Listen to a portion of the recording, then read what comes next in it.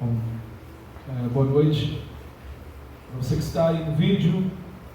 E nós vamos hoje estar meditando na palavra, no livro do profeta Isaías, capítulo 6. O livro de Isaías, capítulo 6.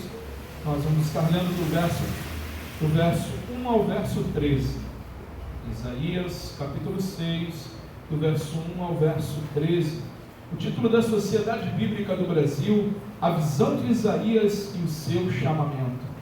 A visão de Isaías e o seu chamamento. Esperar todos encontrarem Isaías, capítulo 6, profeta messiânico.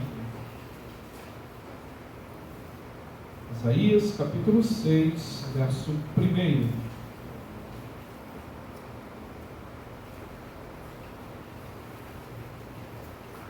Amém? Todos encontraram? Amém. Então diz assim o texto: No ano da morte do rei Uzias, eu vi o Senhor assentado sobre um alto e subindo em trono, e as brasas de suas vestes enchiam o templo. Serafins estavam por cima dele, cada um tinha 6 asas, com 2 cobria o rosto, com 2 cobria os seus pés, e com 2 voavam. E clamavam uns para os outros, dizendo: Santo, Santo, Santo é o Senhor dos exércitos, toda a terra está cheia da sua glória. As bases do limiar se moveram à voz do que clamava, e a casa se encheu de fumaça.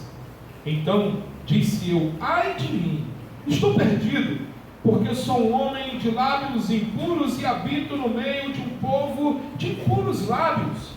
E os meus olhos viram o Rei, o Senhor dos exércitos. Então um dos serafins voou para mim, trazendo na mão uma brasa viva, que tirara do altar com uma tenaz.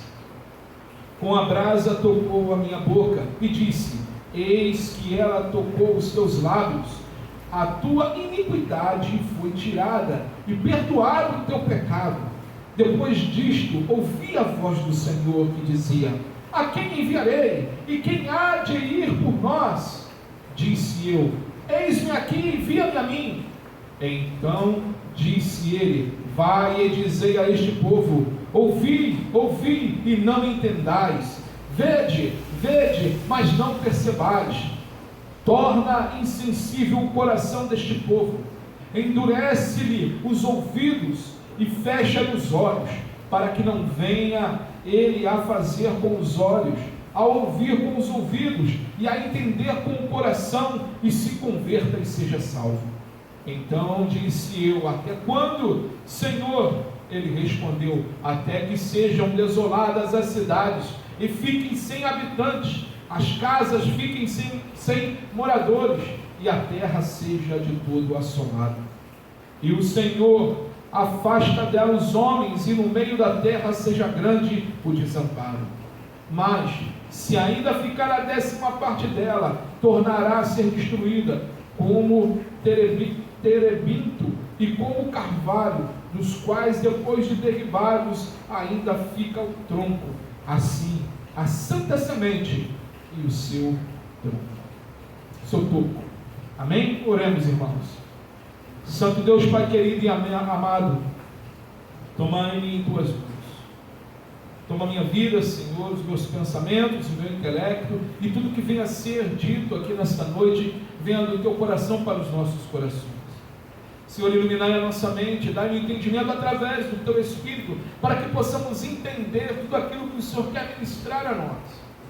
E que, Senhor, que essa palavra encontre um terreno fértil em nossos corações, e que venha frutificar, Santo Pai, para que possamos também abençoar outras pessoas através dessa mesma palavra. Toma, Senhor, em tuas mãos cada um dos nossos irmãos, irmãs, que estão no Brasil, no mundo afora, pregando tua palavra, abrindo igrejas, Senhor, sendo sal e sendo luz. Que o Senhor continue, Pai, abençoando, dando forças, e Pai, os mantendo através de tuas santas mãos poderosas. É o que a tua igreja te pede e te agradece, em nome do seu Filho amado, nosso Senhor Jesus Cristo. Toda a igreja diga amém? Amém, graças a Deus. Podeis assentar, meus irmãos. Amados, vou fazer só um pequeno retrospecto aqui sobre essa situação toda de Isaías. Logo após a morte do rei Uzias, de lepra, no ano 740 a.C., essa referência está em 2 Crônicas, capítulo 26, do verso 16 ao verso 21, Uzias morreu de lepra no ano de 740 a.C. Isaías registrava a sua visão em um novo comissionamento de seu ministério, de encorajamento ao rei Acaz, e a sua mensagem de destruição ao reino do norte. E dentro dessa visão, há o chamamento do profeta Isaías, como nós lemos do capítulo 6, do verso 1 ao verso 13, do verso 1 ao verso 13. E nós vamos começar aqui sobre a visão de Isaías. Vamos ler aqui o verso 1. No ano da morte do rei Uzias, eu vi o Senhor assentado sobre um alto e sublime trono, e as abas de suas vestes enchiam o templo. Amados, o que Isaías está vendo? Aonde está posto os olhos de Isaías? Isaías está vendo, está com os olhos postos no Senhor. Isaías, ele está buscando ao Senhor. O Senhor está assentado, e o que ele está vendo? O Senhor assentado sobre o seu trono, exaltado em glória.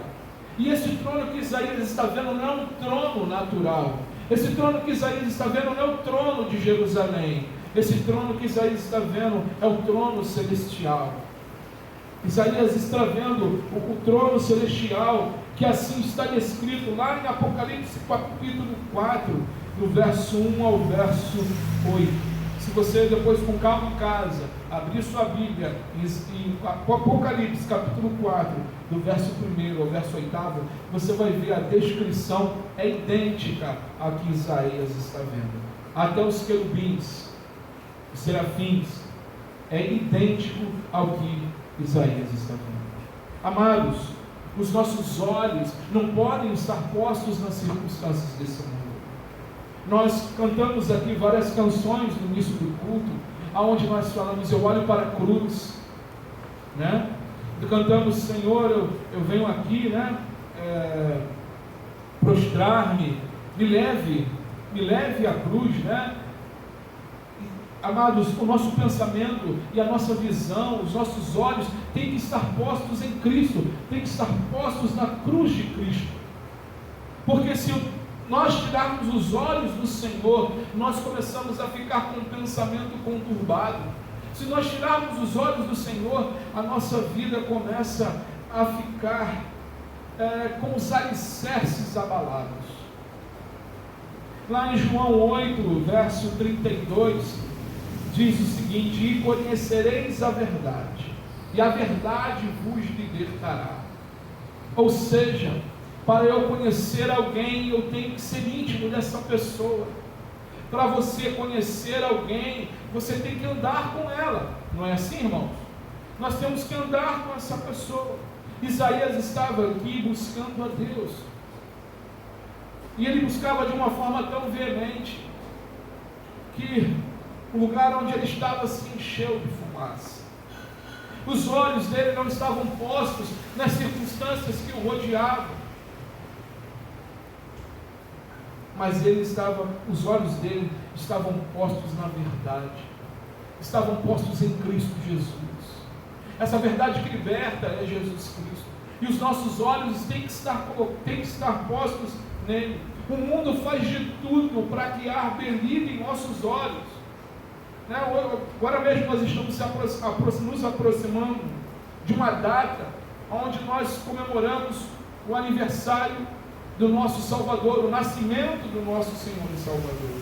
E o que o mundo faz para que nós venhamos tirar os nossos olhos da cruz, da manjedoura, da onde nasceu o nosso Salvador?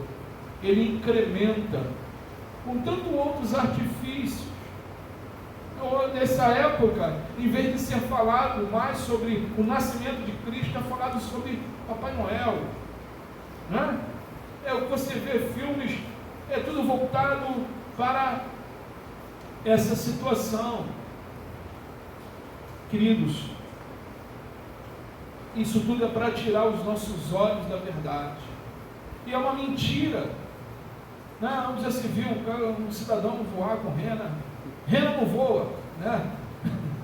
Voar com rena num trenó, voar o mundo inteiro numa noite, né? Não existe isso. É mentira atrás de mentira, descer na chaminé. E a casa que não tem chaminé? Em casa não tem chaminé não, como é que faz? Não tem precedente. Então, irmãos, é mentira, né? O homem mundo, ele bota uma mentira atrás da outra para tirar os nossos olhos e os olhos dos nossos filhos da manjedoura. Isaías, ele não estava olhando as circunstâncias, mas ele estava olhando para o trono da glória de Deus. Ele estava olhando para a presença de Deus. Amados, os nossos olhos têm que estar postos na verdade, nessa verdade que liberta, que é Cristo Jesus. Não pode haver meio termo para o nosso olhar. O nosso olhar não pode ser embaçado, ele não pode ser dúbio, mas ele tem que ser reto, firme em Cristo Jesus. E essa verdade que liberta, ela nos leva a ouvir. E o que Isaías estava ouvindo? Capítulo 6, verso 2 ao verso 4. Serafins estavam por cima dele, cada um tinha 6 asas. Com 2 cobria o rosto, com 2 cobria seus pés, e com 2 voava. E clamavam uns para os outros, dizendo: Santo, Santo, Santo é o Senhor dos exércitos. Toda a terra está cheia da sua glória. As bases do limiar se moveram à voz do que clamava, e a casa se encheu de fumaça. Os poderosos serafins, os seres angelicais, louvando a Deus por sua santidade. Isaías estava ouvindo aqueles serafins dizendo: Santo, Santo, Santo é o Senhor dos exércitos. Santo, Santo, Santo é Adonai, o soberano, o poderoso. Santo, Santo, Santo. A presença manifesta de Deus nos leva a caminhar, irmãos, de uma forma sobrenatural. A presença manifesta de Deus nos leva a olhar além daquilo o que nós enxergamos.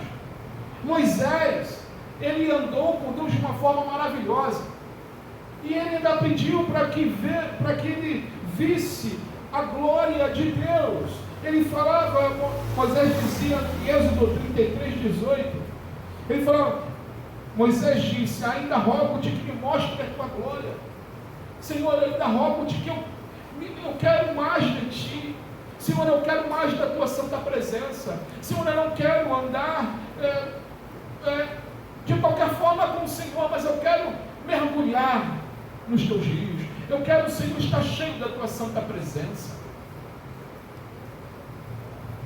Ele ouve.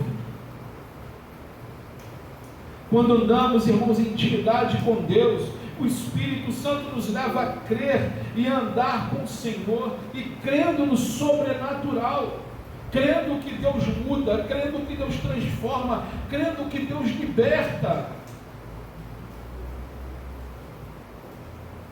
Elias com os 450 profetas de Baal, estava numa tão grande intimidade com Deus que ele falou: olha, assim, que seja feito assim, que o fogo desça e consuma. E o fogo desceu e consumiu o holocausto. E ali ele ali venceu a batalha com os 450 profetas de Baal. Mas da onde veio essa força que fez Elias crer, andar dessa maneira, de crer e ter sensibilidade de ouvir a voz de Deus no sobrenatural? A intimidade com Deus. É isso que Isaías estava experimentando. Ele estava ouvindo, e a casa começou a encher de fumaça. Isaías, ele queria a presença de Deus. Amados, o Senhor, quando ele começa a ministrar o nosso coração, e quando você começa a se envolver com Ele, os seus alicerces são abalados.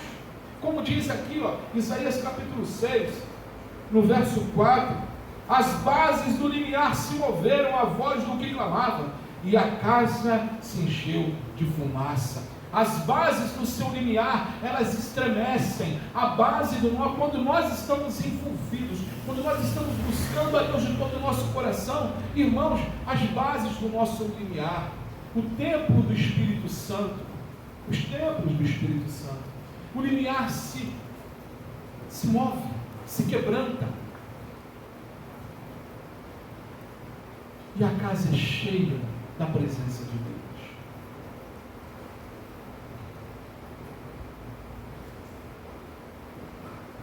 O Senhor nos faz crer no impossível, irmãos. Ele faz você olhar para tudo aquilo que o mundo diz que não pode, e Ele fala para você: eu posso. Eu posso. Isaías estava vivenciando algo que poucos vivenciaram. Ele viu o trono da glória de Deus.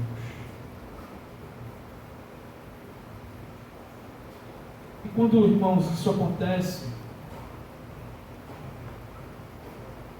Isaías aqui, quando ele estava dentro de toda essa situação, veio a vergonha. Ele diz aqui no verso 5: então disse eu: ai de mim, estou perdido, porque sou um homem de lábios impuros, habito no meio de um povo de impuros lábios, e os meus olhos viram o Rei, o Senhor dos exércitos. Isaías estava apavorado, porque ele entendeu a condição de pecado dele, de quão pecador ele era, e que ele não merecia, e que ele não podia estar ali. Ele ficou com medo de ser fulminado. E ai de mim, como eu posso estar aqui? Irmãos, quando nós estamos na presença de Deus, o pecado ele incomoda. Você não consegue viver andando no pecado. Você não consegue viver na iniquidade. Por quê? Porque o Espírito de Deus habita dentro de você, e aquilo te incomoda. O Espírito Santo, ele te espreme, ele nos espreme, ele nos mostra a santidade, ele nos mostra quem é esse Deus santo.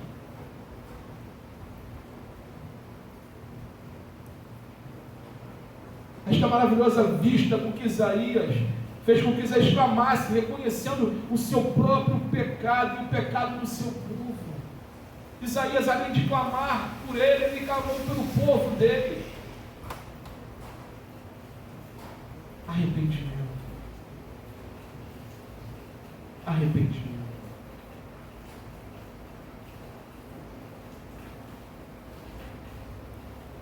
A presença de Deus traz arrependimento, traz mudança de vida. Em Lucas capítulo 5, no verso 8, a pesca maravilhosa, quando Pedro viu os peixes, ele reconheceu ali um milagre. Olha o que diz o apóstolo Pedro em Lucas capítulo 5, verso 8. Ele diz assim o texto: vendo isto, Simão Pedro prostrou-se aos pés de Jesus, dizendo: Senhor, afaste-se de mim, pois sou pecador. A presença manifesta de Cristo, e ele vendo a glória de Deus sendo manifestada através daquele milagre, ele falou: eu não posso estar perto desse homem santo.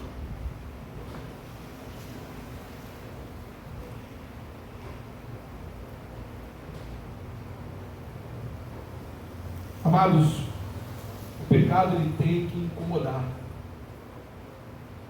Ele não pode ser algo natural em nossas vidas. A Bíblia diz que todos pecaram e carecem da misericórdia de Deus, da graça de Deus todos os dias. Mas ele não pode ser algo que seja tratado de qualquer forma. tem que saber de arrependimento, perdão.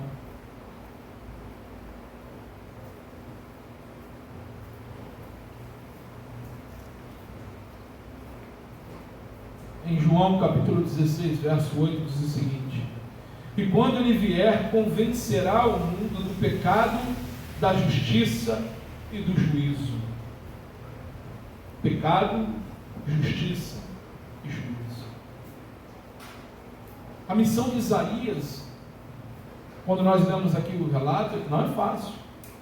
Você vai pregar, o coração deles vão ficar endurecidos. Eles não vão enxergar para que eles não se convertam. Bem parecida com a missão de Jeremias. E ele estava ali. Não é fácil, irmãos, nós sermos cristãos nos tempos de hoje. Não é fácil. Você está na contramão do mundo.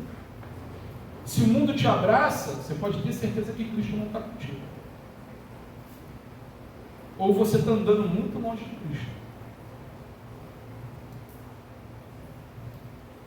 Porque o próprio Senhor falou que comunhão pode haver da luz com as trevas. É isso, irmão? Não tem como. E quando ele vier, convencerá o mundo do pecado, da justiça e do juízo.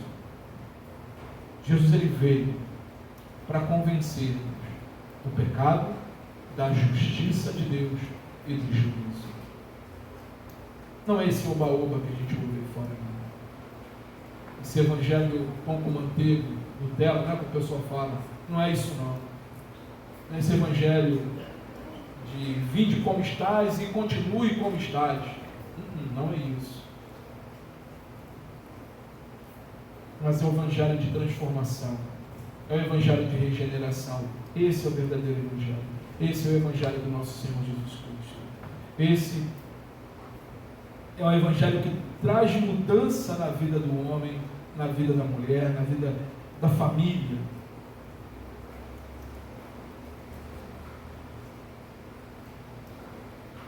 E aqui no capítulo 6, versos 6 e 7, nós vemos aqui a visitação de Isaías. Capítulo 6, verso 6. Então um dos serafins voou para mim, trazendo na mão uma brasa viva, que tirara do altar com uma tenaz. Com a brasa tocou em minha boca e disse: eis que ela tocou os teus lábios, e a tua iniquidade foi tirada e perdoado o teu pecado. Depois disso ouvi a voz do Senhor que dizia: a quem enviarei? E a quem há de ir por nós? Disse eu: eis-me aqui, envia-me a mim. Até aí, irmãos. Amados, Isaías reconheceu que ele era pecador e que ele precisava da graça e da misericórdia do Senhor. E logo em seguida veio um dos serafins, com uma brasa viva, passou em seus lábios e disse: olha, perdoado estão os teus pecados. Purificação. O altar aqui, irmãos, ele simboliza o sangue de Cristo, o sangue do nosso Senhor. Em Hebreus capítulo 9, verso 14, diz o seguinte: quanto mais então o sangue de Cristo, que pelo Espírito eterno se ofereceu de forma imaculada a Deus, purificará a nossa consciência de atos que levam à morte, de modo que sirvamos ao Deus vivo. O altar, ele sempre remete ao sacrifício, o sacrifício do nosso Senhor Jesus Cristo.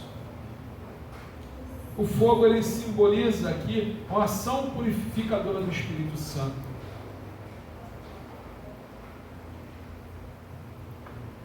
Amados, essa comunhão com Deus, o Senhor, ele nos purifica. Quando nós nos achegamos a Ele e pedimos perdão, reconhecemos o nosso pecado, Ele nos perdoa. Quanto mais, irmãos, nós nos aproximamos da luz, da cruz, mais entendemos o tamanho do preço pago e mais entendemos a nossa condição pecaminosa. E mais nos envolvemos com Deus.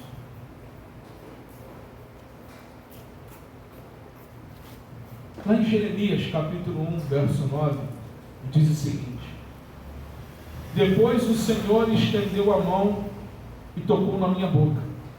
E o Senhor me disse: eis que ponho as minhas palavras na sua boca. Ou seja, irmãos, quando nós nos arrependemos, quando nós estamos em comunhão com Deus, o Senhor ele nos purifica. Da mesma maneira que Deus purificou Isaías, Ele purificou Jeremias, hoje através do seu Espírito em nós, Ele nos purifica. Ele nos leva ao arrependimento de pecados. E o Senhor ele coloca a sua palavra em nossos lábios. Acaba a timidez. Isaías logo de pronto disse: eis-me aqui, envia-me a mim.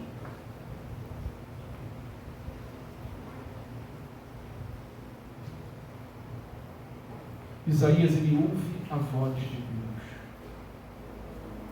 No verso 8, a parte A do verso, diz o seguinte: depois disso ouvi a voz do Senhor. Ouvi a voz do Senhor. Amados, que privilégio que Isaías teve por buscar a Deus, por se entregar a Deus.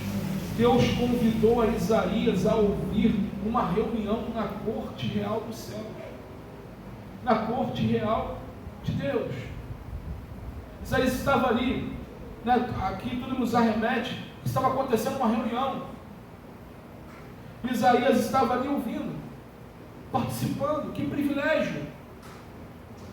Daquele instante em diante, Isaías tornou-se um servo da corte de Deus e proclamador da mensagem de Deus a reis e ao povo de igual forma. Isaías ele tinha acesso ao palácio e ele tinha acesso ao povo e ele pregou.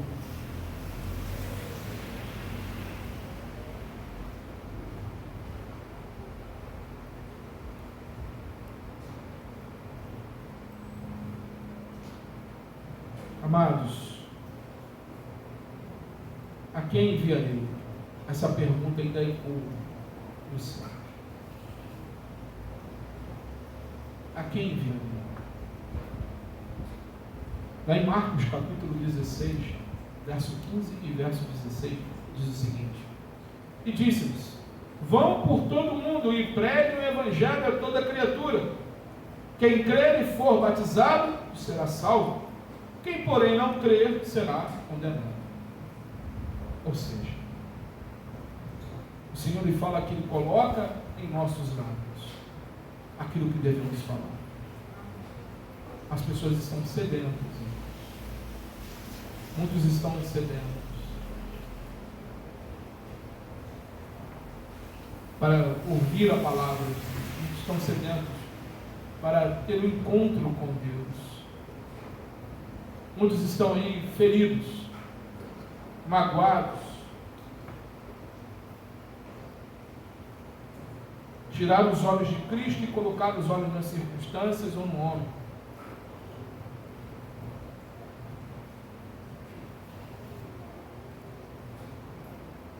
Deus coloca em nossas mãos o bálsamo de Gileade, um unguento santo para curar essas feridas através do seu Espírito.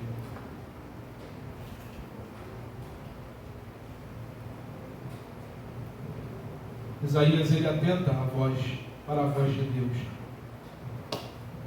e se oferece como voluntário. Olha o que diz aqui do verso 8,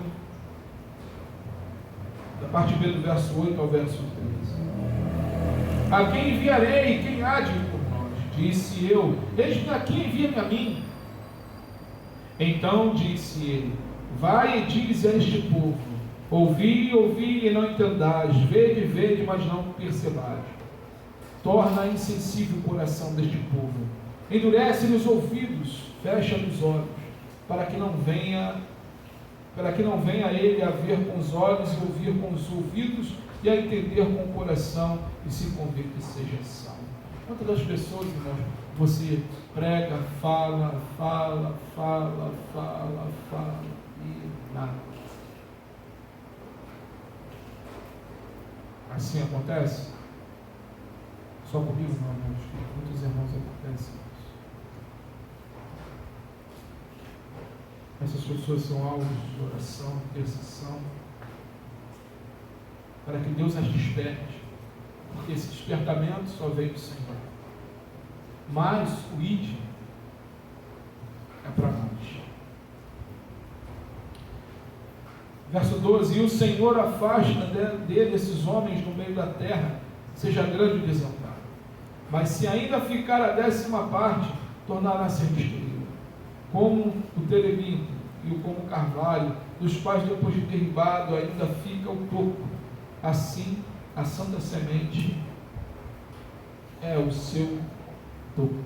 Ou seja, ao cheiro das águas, brotará, mesmo que seja um toco. Mas se tem a santa semente do Espírito Santo, vai brotar.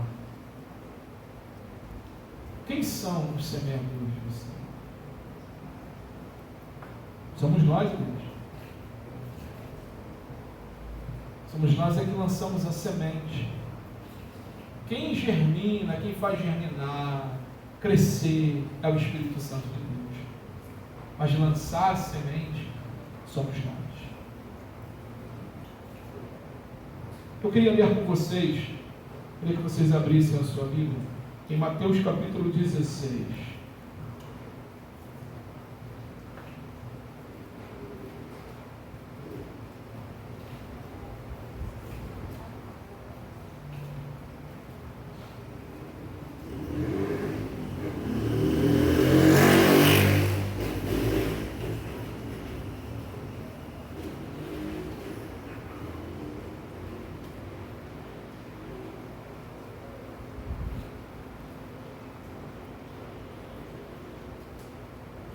Mateus 16, verso 13 ao verso 19.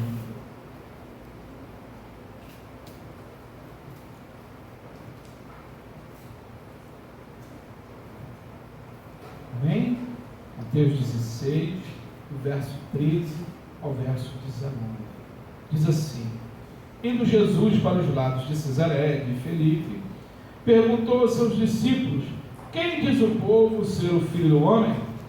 E eles responderam: uns dizem João Batista, outros Elias, e outros Jeremias, alguns profetas.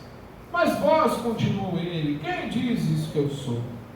Respondeu Simão Pedro, disse: tu és o Cristo, o Filho do Deus vivo. Então Jesus lhes afirmou: bem-aventurado és Simão Barjonas, porque não foi a carne e o sangue que o revelaram, mas meu Pai que estás nos céus. Também eu te digo que tu és Pedro, e sobre esta pedra edificarei a minha igreja, e as portas do inferno não prevalecerão contra ela. Dar-te-ei as chaves do reino dos céus. O que ligares na terra terá sido ligado nos céus, e o que desligares na terra terá sido desligado nos céus. Amados, vamos nos transportar aqui para Cesareia. Imagina, Jesus está andando e ele pergunta: quem dizes vós que eu sou? E aí começam os discípulos: um João Batista, outros dizem que tu és Eli, outros dizem que tu és um dos profetas. E vós, quem dizes que eu sou?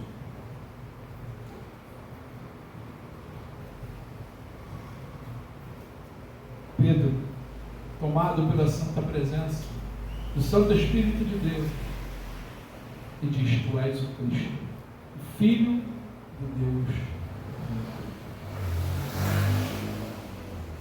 Amados, nós fomos regenerados pelo Espírito Santo do Senhor.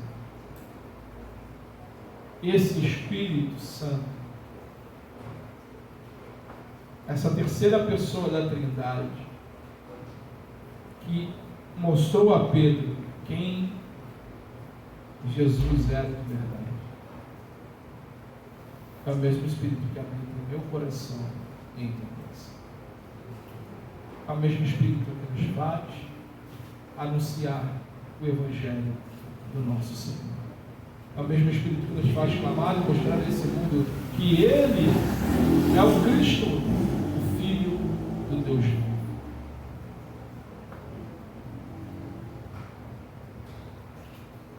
Jesus, Ele diz que bendito és Simão Bar-Jonas, bendito és Simão, filho de Jonas. Sobre esta pedra edificarei a minha igreja. Ou seja, não é sobre, como muitos dizem, aí vem enterrado errado, não é sobre Pedro, é sobre esta palavra do Espírito Santo, edificarei a minha igreja.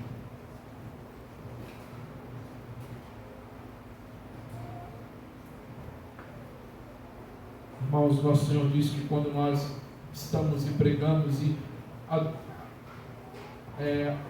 quando nós nos envolvemos com o comissionamento dele, Ele diz que está conosco até a consumação dos séculos, até tudo acabar. Ele está conosco, mas nós temos que estar apregoando o ano aceitável do Senhor. Amém, igreja? Continuem falando de Cristo, continuem sendo sal, continuem sendo luz, mesmo que incomode. O sal, se você pegar um punhado de sal e tampar na boca de uma vez, o que você faz? Não, vontade de cuspir, né? Não dá, ninguém bota. Açúcar é diferente, bota açúcar, sal, você quer cuspir fora. É assim todas as vezes, quando você vai levar a palavra de Deus às pessoas, você está salvando. Luz. Quando a luz ela chega nas trevas, ela dissipa as trevas. Então, de repente, liga um farol, não fica, né? A pessoa fica. Incomoda a pessoa, incomoda as trevas. Mas em dado momento, como diz a palavra do Senhor, a palavra dele é a penha, é a pedra de esmiuça, a penha. Vai batendo ali naquele coração. Uma hora esse coração está todo quebradinho. E aí o Espírito Santo, no tempo dele, na hora dele, no momento dele, muda aquele coração. E aquele coração se achega a Cristo. Mas tem que haver um emissário, aquele que anuncia, o embaixador de Cristo. E o Senhor confiou essa obra em nossas mãos. Todo aquele que confessa Jesus Cristo como Senhor e Salvador. Amém, igreja? Que Deus abençoe aos irmãos e que o Senhor continue a usar a sua igreja como pedras vivas, sacerdócio santo, para trazer luz à vida do pecador. Que venhamos estar abertos para a ação do Espírito Santo em nossas vidas e o agir sobrenatural de Deus. Que Deus os abençoe rica e poderosamente. Em nome de Jesus. Amém, meus irmãos?